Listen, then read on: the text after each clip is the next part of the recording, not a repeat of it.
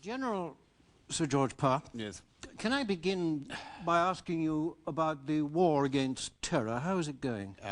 Well, I'll make no bones about it. It's frightening.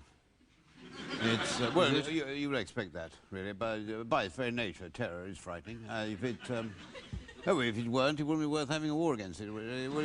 Yes, I suppose that's right. If it was just mildly irritating, for instance, I mean, couldn't have a war against mild irritation. You'd never be able to build a coalition for it, you see.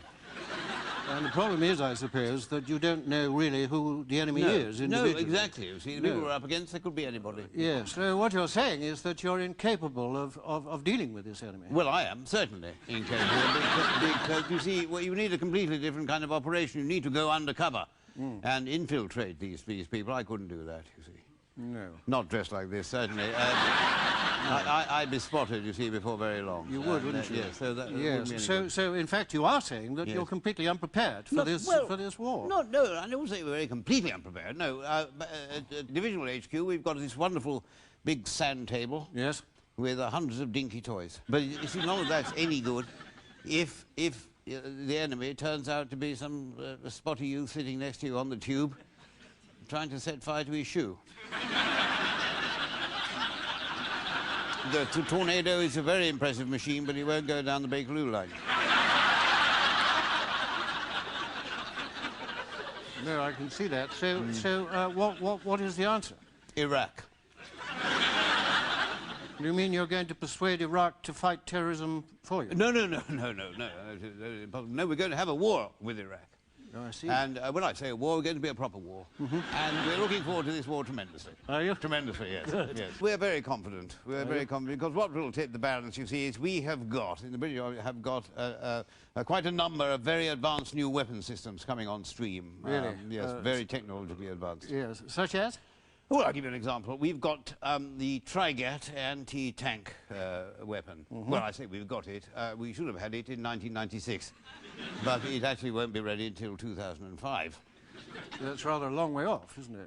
Yeah, well, yes, but it will be obsolete by then.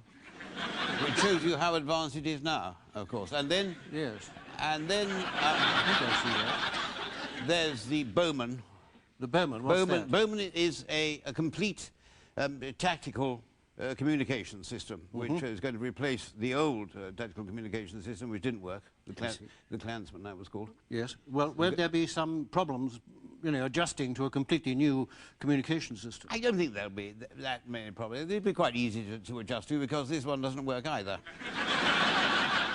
This is a rather frightening catalogue of delays, isn't it? Well, not everything has been delayed. Really? No. We've got one very important weapon, the A400 heavy transport aeroplane, which is absolutely essential. This is absolutely essential for transporting troops and heavy weapons to the battlefield. And that's on schedule, is it? Yeah, well, put it this way.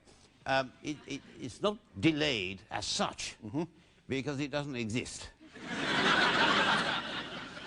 No. This is a joint European project, which we've been discussing for 15 years. But we've never managed to actually persuade all the nations to commit to making it. So you've been discussing this for 15 years, yes. and you've got nothing to show for it? Oh, no, I wouldn't say we've got nothing to show for it. At one point, we built a life-size balsa wood model of it,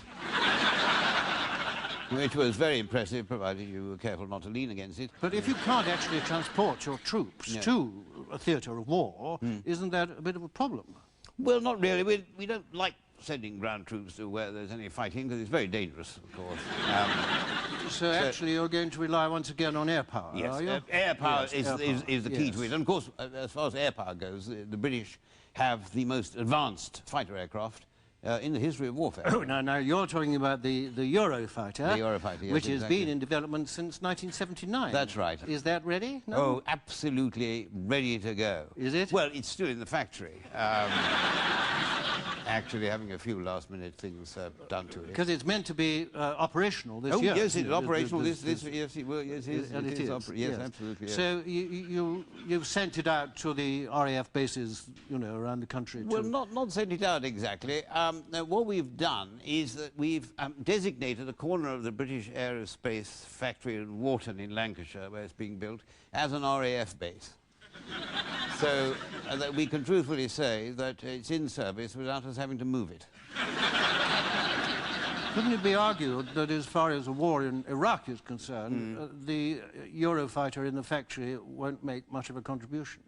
No, well, I mean, I think what we're hoping to do is to persuade Saddam Hussein to designate another corner of the British aerospace factory as an Iraqi air base, and then he can bring his MiG-29s over, and they can sort of sit there and look at each other, and it'll be...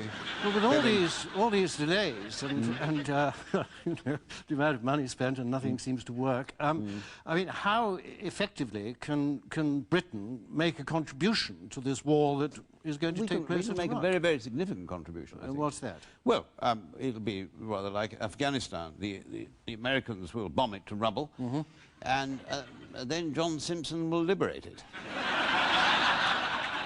General, thank you very much indeed. Very good, pleasure.